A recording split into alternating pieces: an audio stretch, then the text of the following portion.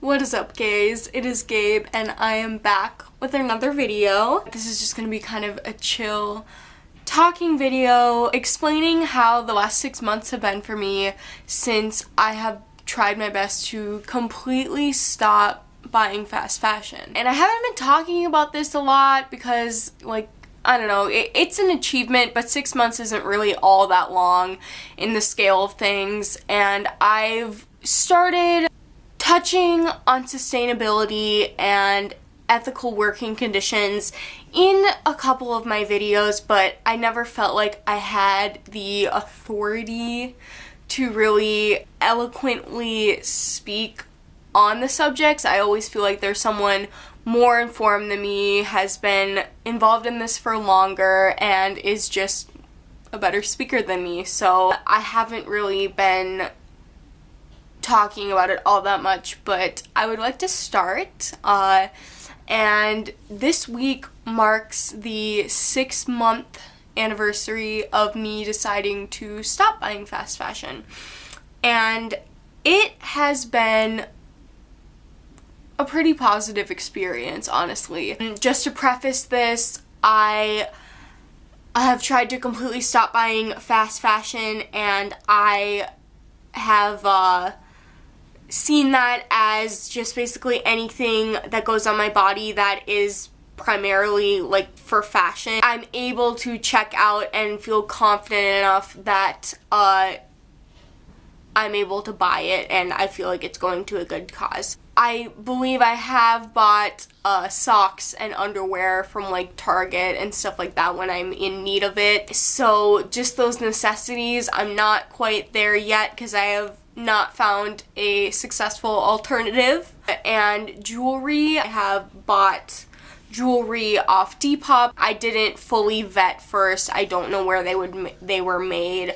That's where I kind of gave myself a little leeway, but I believe that has only happened once. So, like I said, nobody is perfect, but let's just get into my experience so far. So this was a pretty easy transition for me at first. It seemed a lot simpler when I first started because I am an avid thrifter. You guys know that. That's basically what my channel is about. I am thrifting constantly, and I'm always finding new pieces for myself, so I am able to get that kind of rush of having a cute new item for a good deal without resorting to buying something from Forever 21 or something like that. And I am the first to admit I did that a lot. I was on the verge of having a shopping problem. I would buy so much stuff that I just didn't need and I wouldn't wear, and it cost money. I have found that I'm actually spending a lot less money on clothing now than I have in the past, which is crazy because a lot of ethical brands are more expensive. But the perfect balance of that is to buy a lot of your stuff thrifted, because thrifting is the most sustainable way to get new textiles. It's better to buy something that already exists instead of creating a demand for new items, no matter how ethical the brand is. It's always better to buy secondhand. So I would say my shopping has been over 90% for myself, not just for Depop. Thrifting like usual, and I have used the money I've saved from not just going on an impulse spending spree on like a fast fashion website to save up for items from ethical brands that I feel good about and that are more expensive, like the cow print dress I got from whatever No Big Deal / Indiana Fashion. That is my pride and joy, and I love it, and it's one of the few new things that I have bought recently. And like I said, when I first started this, I was like, this is gonna be so easy. Like, I'll just stop buying things that aren't made in the US. I'll ask people questions. I'll just be a more informed consumer. And the past couple months, I've realized that it is definitely not as simple or black and white as I thought it was. For example, I really wanted to buy this top from Future Monsters, I believe, on Instagram, and I was super excited. I found out all of their stuff is made in the USA and they print their stuff in-house and all of that stuff, so I was super excited, and I bought a t-shirt and a tote bag, and then I did some more research, and there are still sweatshops and people being underpaid in the United States. So that is not a 100% guarantee that I got something from a 100% ethical company, and I had already asked them a few questions on Instagram, and there wasn't really much more I could do in a polite and sane manner to figure out if I should be buying from this company or not. And I definitely feel more comfortable buying from a place that has clothing that's made in the US than I do in China and Bangladesh and other countries like that, because we do have certain regulations and we have OSHA,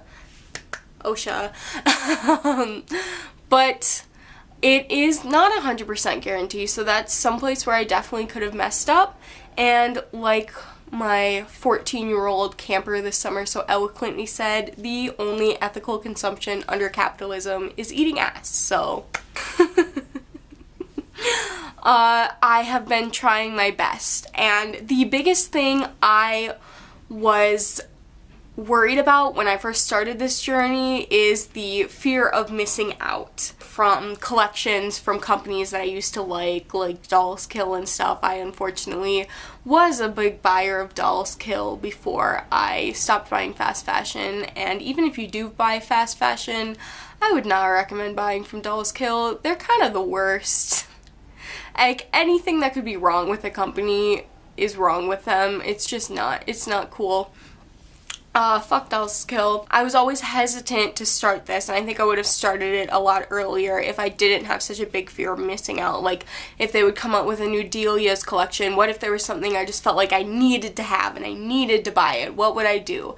And honestly, I think they've come out with tons of new collections, and some of them I haven't even heard of because I unfollowed them, and a lot of it is just stuff I don't even really want. I look at it and I'm like, yeah, that's kind of cute, but it's not worth it to me. It really isn't. And that has been the biggest thing I found a lot easier is I would much rather go to Savers and find something that no one else has than hop on this new trend of getting a clear Hello Kitty overall dress for $88 from Dolls Kill. Like, it's just not worth it to me, and I feel like the change of mindset came a lot easier than I thought it would, and I'm proud of myself for that, I guess. Another thing I wanted to talk about is that fast fashion in general is a very loaded term, and it can mean different things to different people, and that's the same thing with ethical clothing and sustainable clothing in general. Everyone has a different line that they draw of where they will purchase something and where they will not. And that is something that is very difficult to navigate, and it's not as easy as Googling or asking someone else who doesn't buy fast fashion, like, hey, is this good? You have to do your own research. You have to make your own decisions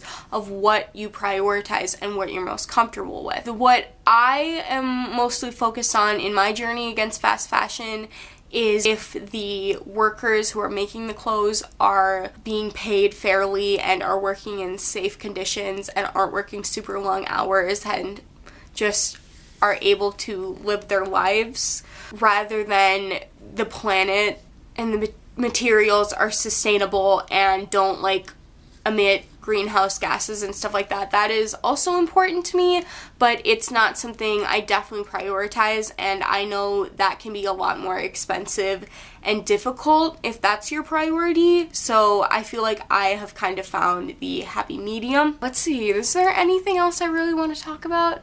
I guess how fun it's been kind of trying to challenge myself a little bit and finding ethical companies and finding so many cool new vintage resellers because of my searching for things and finding new small businesses to support. Christmas is coming up and I'm trying my best to shop small for a lot of my gifts.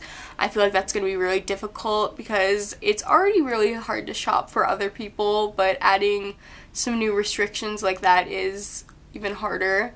So hopefully I will do my best. And yeah, this is just kind of a conversation I wanted to have. It's been 6 months and it's been really beneficial and I don't regret it at all. So if you have any questions, just message me on Instagram or comment down below. And I am definitely not perfect. I just want to say that again. I have been trying my best, but I do not know everything. And it is not a black and white issue. So thank you guys so much for watching and supporting me in this journey. And I hope you guys really enjoyed this video. I will see y'all next time.